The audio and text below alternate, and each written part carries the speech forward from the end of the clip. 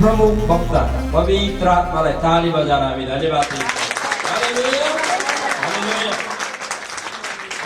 गवाई भनेर म आजको मेसेजमा म जानेछु। लगभग 8-9 महिना अगाडि म कोलालम्पुरमा थिएँ, मलेसियामा थिएँ। म चर्चको नाम भन्दैन। त्यहाँ मलाई 3 दिनसम्म कन्टिन्यू त्यहाँको पास्टर अगुवाहरूले, नेपाली पास्टर अगुवाहरूले भूतात्मालाई मण्डलीलाई कसरी आक्रमण गर्छ र एकजना इसाई पास्टरनीलाई, एल्डरहरूलाई, इसाई जवानहरूलाई कसरी आक्रमण गर्छ र कसरी चिन्ने र कसरी त्यसलाई चिनेर हामीले सुरक्षा पाउने भन्ने विषयमा म त्यहाँ बोल्न पर्ने थियो। अनि लगभग 110 जना पास्टर अगुवाहरूले त्यो सेमिनारमा आफ्नो टिकट काटेर उहाँहरूले रेजिस्ट्रेसन गरेर कोठा बन्द गरेर उहाँहरू सेमिनारमा हुनुहुन्थ्यो। अनि त्यो अचम्मको सेमिनार थियो, बाहिरबाट लक गर्नुहुन्थ्यो पास्टरले, अनि सबैजना भित्र पस्नु पर्ने हुन्थ्यो। पहिलो दिन बितेर गएपछि सेकेन्ड डेमा अद्भुत कुरा हुन थाल्यो।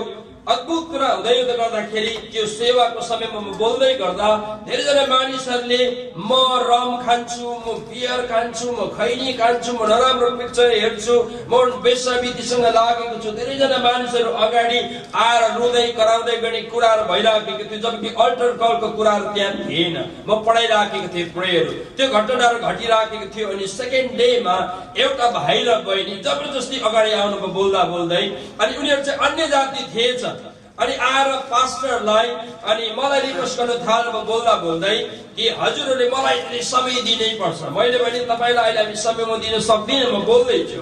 उहाँले रुँदै भन्नुभयो कि हामी चाहिँ क्रिस्चियन एक्चुअली होइनौँ, हामी नेपालबाट आएका हौ र मैले मेरो श्रीमतीलाई चाहिँ नेपालमा धेरै ट्रिटमेन्ट गरेँ।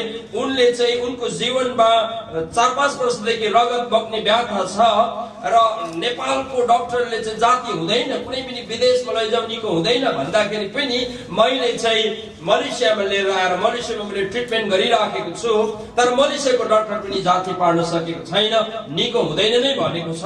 अनि मलाई चाहिँ कता कताबाट चर्च खोज भन्ने एउटा भित्रबाट कसैले भन्यो र हिजोदेखि चाहिँ म चर्च खोज्दै आउँदाखेरि यो चर्च मैले भेटाएँ। अनि मैले पनि कुरा बुझेपछि चुपचाप रेजिस्ट्रेसन दर्ता के गर्नु पर्दो रहेछ र पैसा तिरेर हामी दुईजना चुपचाप बसिराखेको छौँ। यहाँ कुन मण्डली के भन्ने कुरा सोध्दै गर्दामा हामी चुपचाप बसेको छौँ। हामी त क्रिस्चियन होइनौँ र आज त मैले भन्नै पर्छ। र अहिले चाहिँ हामीले थाहा पायौँ कि हामीले थाहा पायौँ मेरो श्रीमतीको बिमार चाहिँ शैतानले गर्दा, भूतात्माले गर्दा भएको रहेछ। त्यसले गर्दाखेरि अहिले चाहिँ सबैभन्दा पहिला हामी दुवैजनाले यीशु मसीहलाई आज हामी ग्रहण गर्छौँ भन्नुभयो। हालेलुया। अनि भनिसकेपछि त गुड न्युज, खुसीको कुरा हो। अनि मैले कुरा बुझेपछि पास्टर बाबु हामी भएर लु हामी ग्रहण गराइहालौँ, पहिला ग्रहण गराइहालौँ। अनि अहिले तपाईँको बिमार कस्तो छ भन्दा ब्लिडिङ भइ नै राखेको छ। स्त्रीहरूको प्रोब्लेम्स फ्रिक्वेन्टली ब्लिडिङ हुन्छ धेरैपल्ट। सिन्स 8-9 वर्षदेखि 6-7 वर्षदेखि त्यो बहिनीको ब्लिडिङ थियो। अनि प्रेयर उहाँले ग्रहण गर्नु भएपछि हामीले चङ्गाईको प्रार्थना गर्यौँ, चङ्गाई रिलिज गर्यौँ, चङ्गाईको 8-9 वचन हामीले बोल्यौँ। अनि त्यसको बादमा हामीले उहाँलाई त्यहाँ बसाएपछि बेलुकाको सेसनमा आएर श्रीमान र श्रीमती अगाडि आएर भन्नुभयो जब तपाईँले र तपाईँको साथीहरूले यहाँ प्रार्थना गरिदिनु भयो त्यहाँदेखि रगत रोकियो। रगत रोकियो। त्यति नै गर्दा भोलिपल्ट झन् अचम्मको कामहरू भयो। धेरैजनाले, एउटा भाइले मलाई थाहा छ म फिलिपिनो एउटा वेश्यासँग म लागेको छु। एउटा फिलिपिनो केटीले मलाई सताउँछ। विवाहित एउटा केटा टाको छोडेर आएर रोएर उसले आफ्नो कुराहरू राखेको, धेरैले विभिन्न कुराहरू फ्याँकेको, थुप्रै कुराहरू त्यो कङ्ग्रिगेसनमा भयो। तर पनि भित्रबाट मलाई चित्त बुझिराखेको छैन के चाहिँ भएन। बेलुका गार्डनहरू भयो, गिफ्ट दिने कुरा के कुराहरू भयो। अनि सबैले बिदा दियो। पर्सिको दिन म भोलिको दिन बसेर पर्सिको दिन म अब इन्डिया ब्याक हुनुपर्ने एकदमै मात्रामा मलाई भित्रबाट असन्तुष्ट भइराखेको छ। समथिङ केही चाहिँ रिमेनिङ कुराहरू छ। बेलुकी खाना खाएपछि म त्यो चर्चमा बसेँ नि। त्यो चर्च चाहिँ बहुतै धनी हो कोलालम्पुरको। अनि त्यो चर्चमा चाहिँ एकजना व्यक्ति चाहिँ मिनिस्टर पनि हुनुहुन्छ। मलेसियाको सरकारमा क्रिस्चियन मिनिस्टर पनि हुनुहुन्छ। त्यहाँको चर्चको म कुरा गर्दैछु। लगभग 4-5 तला अग्लो बिल्डिङ, लगभग 5 स्टार होटल जस्तो उहाँको चर्च रहेछ। त्यत्रो ठुलो बिल्डिङमा तर मान्छे चाहिँ कोही नसुत्द रहेछ, तल मुनिपट्टि गार्ड बाहेक। अनि त्यो बिल्डिङमा जति नै सुन्दर गेस्ट रुमहरू रहेछ, एकदमै राम्रो। अनि त्यहाँ मलाई राख्यो। मैले भने म त तपाईँहरूको घरमै बस्न चाहन्छु, म त सिम्पल एउटा पास्टर हो, म त तपाईँहरूको बेडमा या भुइँमा पनि म बस्न चाहन्छु। उहाँले मलाई होटलमै राख्नु भनी सुनसान अति नै सुन्दर होटलमा म राति सुत्नलाई राख्थेँ। 11:30 बजी मलाई केही मानिसहरूले कल गर्नुभयो, दाजुभाइहरूलाई। मैले तत्काल मलाई एपोइन्टमेन्ट दिएँ। त्यसमा त पठाएपछि लगभग 11:30 पौने 12 तिर एउटा बहिनीले मलाई कल गर्नुभयो, पास्टर बा तपाईँले मलाई प्लिज एपोइन्टमेन्ट दिनुहोस्, अहिले नै तपाईँले मलाई, म तपाईँलाई भेटेर जान चाहन्छु, नभेटी म सक्दिनँ। मैले भने तपाईँ म्यारिड हुनुहुन्छ नि, हस्बेन्ड लिएर आउनुहोस्। अनि उहाँले भन्नुभयो हस्बेन्ड मेरो काममा छन्, म हस्बेन्ड बिना आउन चाहन्छु। मैले भने तपाईँलाई म 5 मिनट बाइक बेसी दिन चाहन्न, तपाईँ आइहाल्नुहुन्न। उहाँ आउनुभयो, मैले दरवाजाहरू खोलेँ, खिड्कीहरू खोलेँ। अनि उहाँलाई मैले राखेपछि उहाँ पहिला रुनु थाल्नुभयो, डाको छोडेर रुनु थाल्नु भने नरुनु अहिले पहिला बहिनी, किन हजुर रुँदै हुनुहुन्छ? अनि रुनु थाल्नुहोस्। यसरी भन्नुभयो, गुरुबा मैले 3 दिन वचन सुने, अब वचन सुनेपछि चाहिँ म मेरो सम्पूर्ण पापहरू तपाईँलाई अहिले म भन्छु। ल भन्नु थाल्नु, तर छिटो छिटो भन्नु, कारण म सुत्न पर्छ। उहाँले भन्दै लानुभयो, गुरुबा म चाहिँ सबैभन्दा घिनलाग्दो एउटा स्त्री हुँ, यो संसारमा नै सबैभन्दा घिनलाग्दो स्त्री हुँ। चर्च त म जान्छु, चर्चमा आउँछु, तर म जस्तो घिनलाग्दो पापिनी सायदै संसारमा छैन। किनभने गुरुबा जब म प्रभुमा आएँ, म पहिला राम्रो थिएँ, तर जवानी भएपछि मैले धेरै पाप गरेँ। अनि म चाहिँ यति घिनलाग्दो पापिनी व्यक्ति हुँ। मैले अहिलेसम्म मेरो जीवनीमा कति पुरुष मैले परिवर्तन गरेँ, मेरो लाइफमा चेन्ज गरेँ, मलाई थाहा छैन। धेरैवटा बेबीहरू मेरो पेटमा आयो, कतिजना नानीहरू अहिले पनि मेरो साथमा छ जसको बाउहरू मलाई थाहा छैन। अनि कतिजना नानीहरू मैले मारे, धेरैजना नानीहरू मैले मारे, अबोर्सनहरू गरेँ। त्यस्तो घिनलाग्दो म व्यक्ति हुँ। अनि जब म सहरमा निस्किन्छु म, इभन अहिले मेरो हस्बेन्ड हुँदाहुँदै पनि सहरमा जब म जान्छु, एउटा न एउटा पुरुष म फसाउन सक्छु एभ्री डे। यो मेरो एउटा फोकस हो, मेरो एउटा एकदमै मात्रामा गोल हो। प्रत्येक दिन मैले एउटा पुरुषलाई फसाउनु पर्छ, अनि फसाएको बादमा मेरो सेक्सुअल इन्टिमेसी उसँग हुनै पर्छ।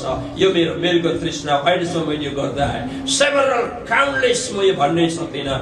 गुरुबा म फ्रिक्वेन्टली म बियर पिउँछु, डरलाग्दो म चेन स्मोकर पनि म हो, एकदमै मात्रामा डरलाग्दो कुराहरू म ग्याम्बलिङमा म संलग्न एकदमै मात्रामा छु। अनि म एकदमै घिनलाग्दो व्यक्ति हुँ, नराम्रो कुराहरू म हेर्छु।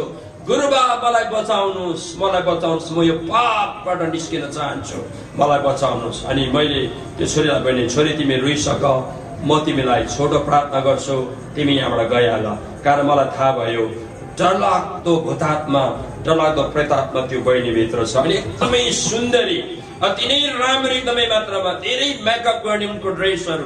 म छोटो प्रार्थना गर्छु, तिमी गइहाल। मैले छोटो प्रार्थना गरेँ, मैले उसलाई पठाइहालेँ। अनि बेलुका म सुतेँ 12:30 तिर क्रिङ एसएमएस आयो।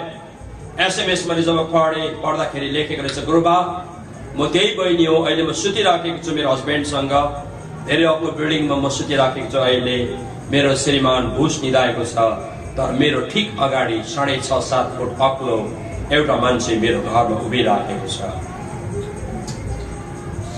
गुरुबा मलाई धेरै डर लागेको छ, यो भूतात्मा, यो शैतानै हुनुपर्छ। गुरुबा म के गरौँ? एकदम बढी मलाई डर लागेको छ, मलाई हेल्प गर्नु होला। एसएमएस पढेँ, मेरो पाला झरक उठेँ। अनि मैले ब्याक कल गरेँ, मेरो पाला कल गरेँ। कल उठाएपछि, फलाना तिमी अहिले कहाँ छौ? गुरुबा म मेरो श्रीमानसँग छु। तिम्रो श्रीमान के गर्दैछ? भुस निदाएको छ। तिम्रो अगाडि को छ अरे?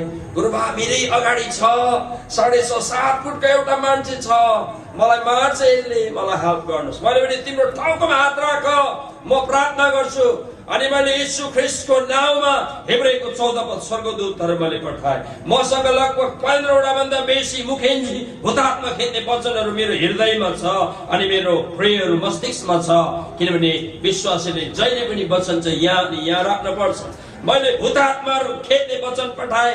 अनि मैले त्यो बहिनीले भने, तिमी अब साउन्सले तिमी सुत, शैतान तिमीबाट भगाएको छ। मैले उसलाई सुत्न लगाएर म जब सुतेँ, प्रियहरू मेरो बिल्डिङ हल्लिने गरी सेम टाइम प्रियहरू मेरो दरवाजामा कसैले डरलाग्दो प्रियहरू मुक्का लगाए। अनि मेरो बिल्डिङ गरेर प्रेयर हालियो। अनि मलाई थाहा भयो अब फिजिकली मेरो लडाइँ हुनेवाला छ। प्रेयरहरू शैतानसँग धेरैपल्ट मेरो फिजिकली पनि लडाइँ भएको छ। हङकङमा, दार्जिलिङमा प्रेयर, विभिन्न जग्गामा प्रेयरहरू, अनि अब मलेसियामा म लडाइँ पर्दैछु। म जरक उठे अनि मलाई थाहा छ अब मेरो लडाइँ आत्मिक लडाइँ मात्र होइन, अब शैतानले दरवाजा तोडेर आउन खोज्दैछ र अब म रेडी हुनुपर्छ।